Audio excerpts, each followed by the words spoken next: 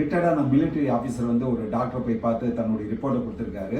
அந்த ரிப்போர்ட்டை பார்த்தோம்னா டாக்டர், என்னப்பா உனக்கு பிபி, சுகரு, யூரியா இதெல்லாம் ரொம்ப ஜாஸ்தியா இருக்கு, இந்நேரம் வந்து நீ இறந்துருக்கும், எப்படி நீ இன்னும் உயிரோடு இருக்க அப்படின்னு கேட்கும்போது, இல்லை டாக்டர், நான் ஃபர்ஸ்ட் ஒரு டாக்டரை போய் பார்த்தேன், அவரும் இதையே தான் சொன்னாரு, நீ 6 மாசத்துல மாத்திரை எடுத்துக்கலைன்னா நீ இறந்துருவே அப்படின்னு சொன்னாரு. 6 மாசம் கழிச்சு நான் அந்த டாக்டர் போய் பார்த்தேன், அந்த டாக்டர் இறந்து போயிருந்தாரு. அதுக்கப்புறம் இன்னொரு டாக்டர் போய் பார்த்தேன், அந்த டாக்டர் என்ன சொன்னாருன்னா, அவரும் இதே தான், உன்னுடைய உடல்நிலை வந்து ரொம்ப மோசமா இருக்கு, நீ மாத்திரை எடுத்துக்கலைன்னா 6 மாசத்துல இறந்துருவ அப்படின்னு சொன்னாரு.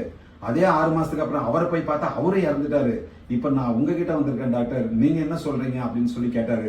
அதுக்கு அந்த டாக்டர் சொன்னாரு, தம்பி உனக்கு எதுவுமே ஆகாது, ஏன்னா உனக்கு உடம்புல தான் பிரச்சனை, மனதளவுல நீ ரொம்ப கான்பிடண்டா இருக்க, அதனால நீ நிறைய டாக்டர் வேணா அனுப்பிச்சுடுவிய ஒழிய உனக்கு எதுவுமே ஆகாது அப்படின்னு சொன்னாரு.